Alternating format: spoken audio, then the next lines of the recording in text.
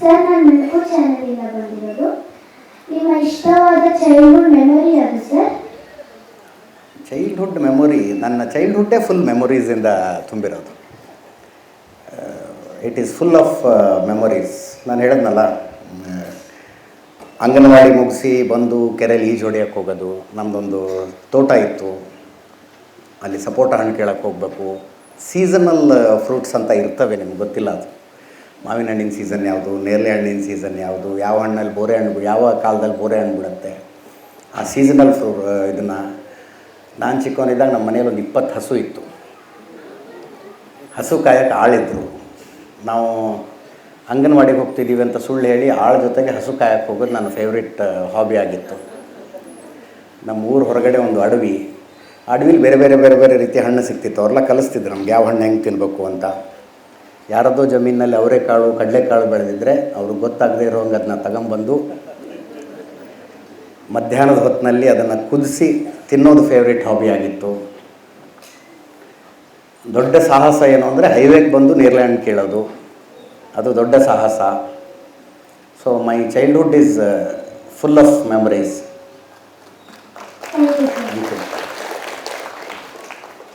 Sir, ನಾನು ಚಮಕ್ ಪತ್ರಿಕೆಯಿಂದ ಬಂದಿದ್ದೀನಿ. ನಿಮ್ಮ ಇಷ್ಟವಾದ ಪರ್ಸನಾಲಿಟಿ ಯಾರು ಸರ್?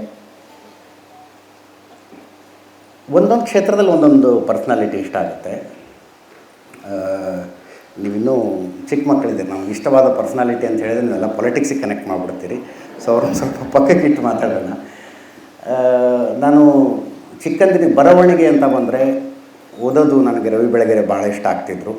ಬರವಣಿಗೆ ವಿಷಯದಲ್ಲಿ ನಾನು ಮಿಕ್ಸ್ ಮಾಡ್ತಿರಲಿಲ್ಲ ಒಂದನ್ನೊಂದನ್ನು.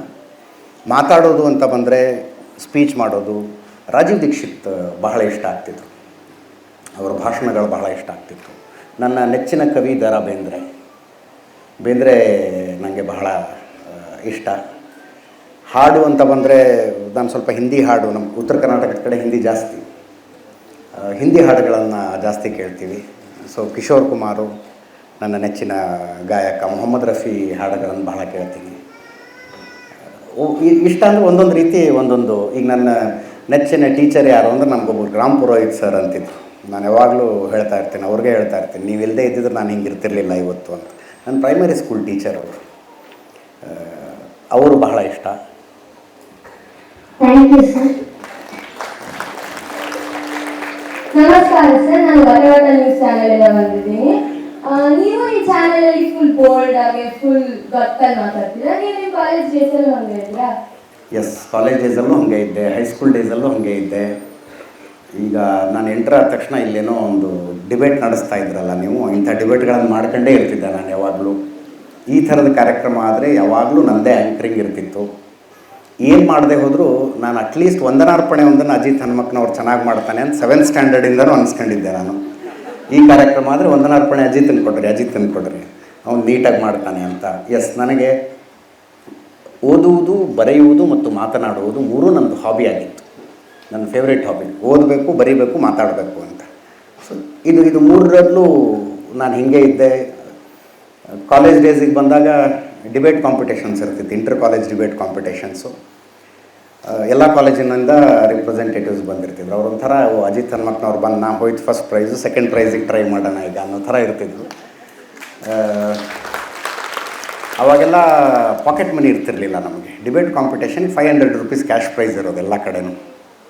ಸೊ ನಮಗೆ ಈ ವಾರ ಒಂದು ಡಿಬೇಟ್ ಅಂತಂದ್ರೆ ಖರ್ಚಿಗೆ ದುಡ್ಡಾಯಿತು ಅನ್ನೋ ಥರದ್ದು. ಖರ್ಚು ಅಂದರೆ ಏನು, ಪೇಪರ್ ತಗೋತಾ ಇದ್ವಿ, ಓಡಾಟಕ್ಕೆ, ಮಧ್ಯಾಹ್ನ ತಿಂಡಿಗೆ, ಆ ಥರದ ಖರ್ಚು.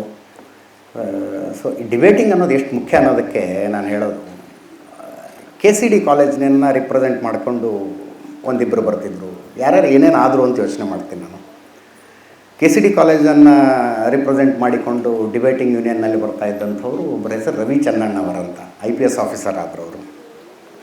ಇನ್ನೊಬ್ಬರು P ರಾಜೀವ್ ಅಂತ, ಪಾಲಿಟಿಕ್ಸ್ಗೆ ಹೋಗಿ ಕುಡ್ಚಿ MLA ಆದರು.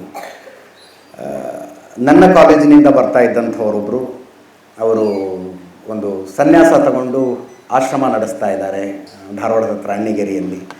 ಡಿಬೇಟಿಂಗ್ ಅನ್ನೋದು ಬಹಳ ಮುಖ್ಯ, ಮಾತಾಡೋದು ಅನ್ನೋದು ಬಹಳ ಮುಖ್ಯ ಅಂತ ನನಗೆ ಡೆಫಿನೆಟ್ಲಿ ಒಂದು ಕಮ್ಯುನಿಕೇಷನ್ ಸ್ಕಿಲ್ ಅನ್ನೋದು ಟೋಟಲ್ ಭಾಳ ಮುಖ್ಯ ಅಂತ ಅನ್ಸುತ್ತೆ ನನಗೆ. Thank you.